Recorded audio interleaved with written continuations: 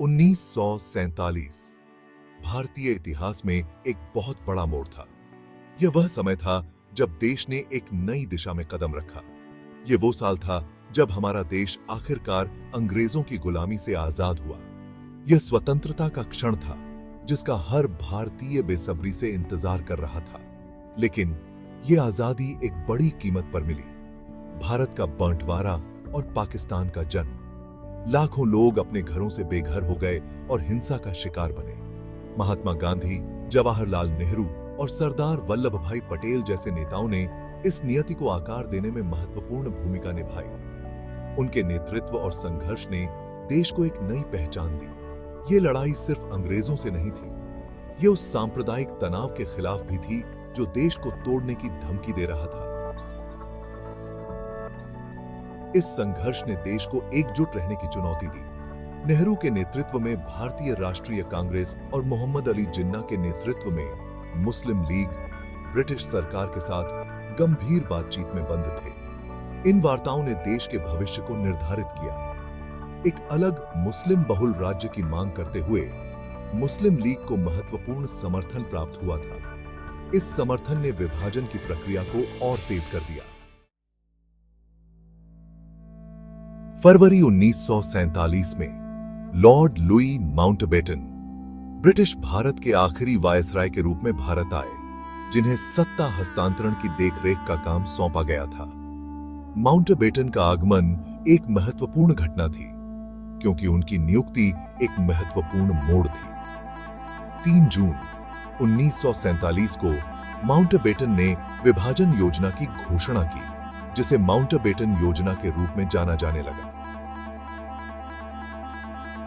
इस योजना ने ब्रिटिश भारत को 2 स्वतंत्र उपनिवेशों में विभाजित करने का प्रस्ताव रखा, भारत और पाकिस्तान।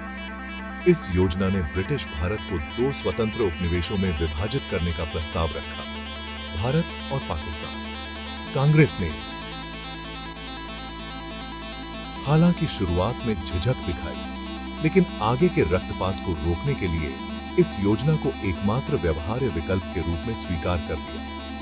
दूसरी ओर मुस्लिम लीग ने इस फैसले का स्वागत किया। इसे एक अलग मातृभूमि के लिए अपनी मांग की जीत के रूप में देखा। इस प्रकार माउंटबेटन योजना ने भारतीय उपमहाद्वीप के इतिहास में एक नया अध्याय लिखा। जून 1947 एक महत्वपूर्ण मोड़ था। सर सिरिल रेडक्लिफ, भारत के बारे में बहुत कम जानकारी रखने वाले एक ब्रिटिश वकील को भारत और पाकिस्तान के बीच की सीमा रेखा खींचने की बहुत बड़ी जिम्मेदारी सौंपी गई थी। जल्दबाजी में खींची गई यह सीमा, जिसे रेडक्लिफ लाइन के रूप में जाना जाता है, के बहुत ही गंभीर और दुखद परिणाम होंगे।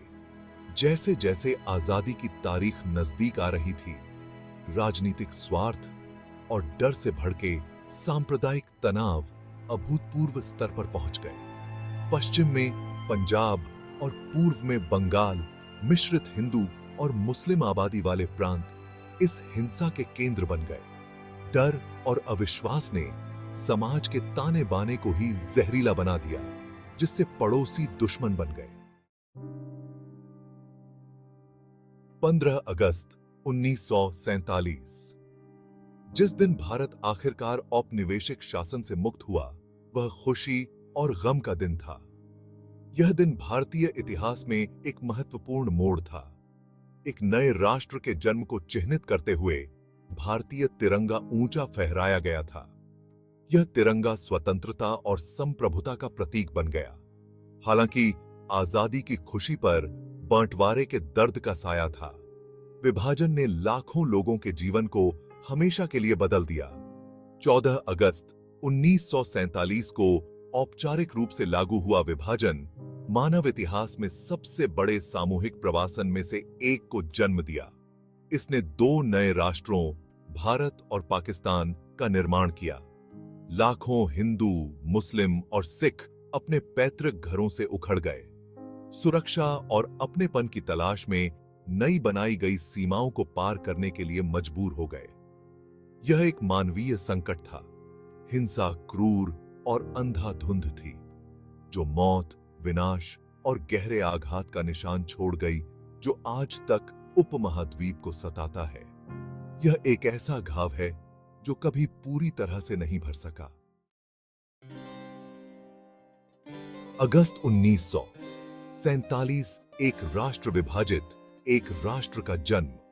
अगस्त 1947 महत्वपूर्ण बदलाव और दिल दहला देने वाली उथल-पुथल का महीना था। जवाहरलाल नेहरू भारत के पहले प्रधानमंत्री बने, जबकि मोहम्मद अली जिन्ना ने पाकिस्तान में इसी पद को ग्रहण किया। विभाजन के दूरगामी परिणाम हुए, जिसने उपमहाद्वीप के राजनीतिक और सामाजिक मानचित्र को फिर से खींचा।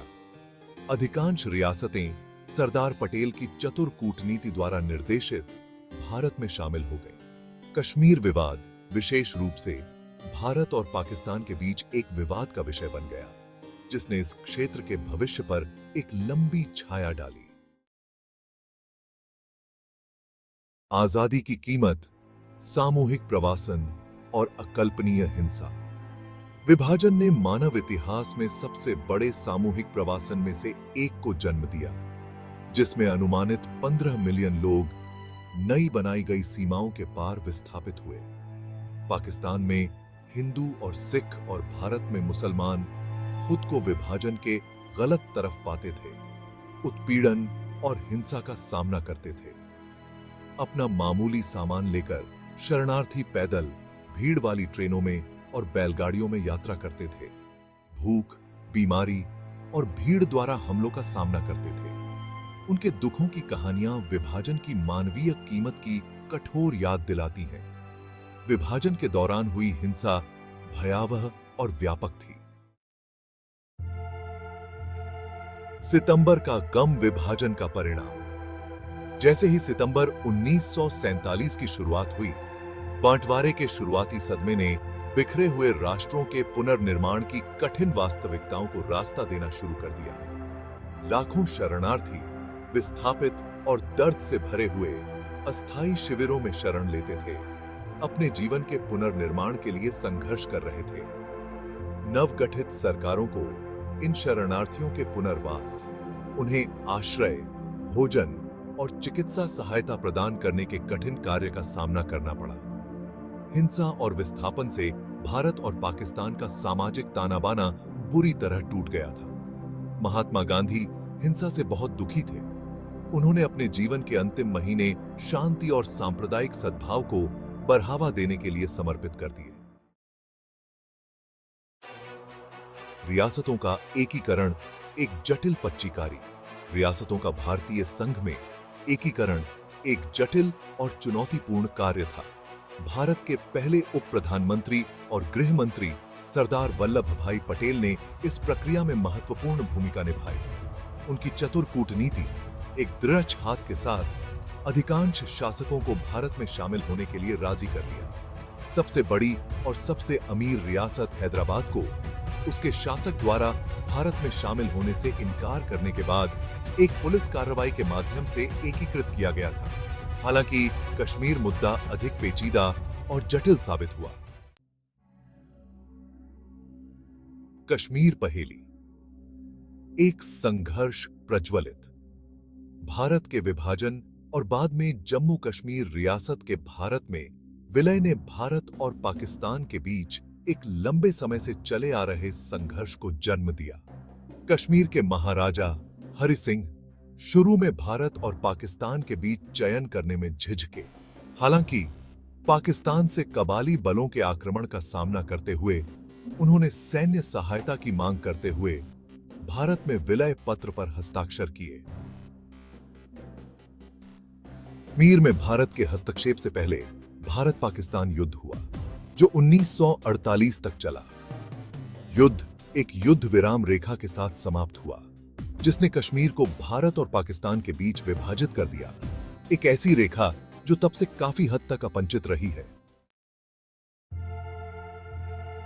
1947 की विरासत, आजादी के निशान। 1947 का वर्ष भारतीय उपमहाद्वीप के इतिहास में एक महत्वपूर्ण क्षण के रूप में खड़ा है। इसने औपनिवेशिक शासन के अंत और दो स्वतंत्र राष्ट्रों के जन्म को चिह्नित किया भारत और पाकिस्तान। हालांकि यह आजादी एक बड़ी कीमत पर मिली। अभूतपूर्व हिंसा और विस्थापन के साथ विभाजन ने उपमहाद्वीप की सामूहिक स्मृति पर एक अमिट छाप छोड़ी।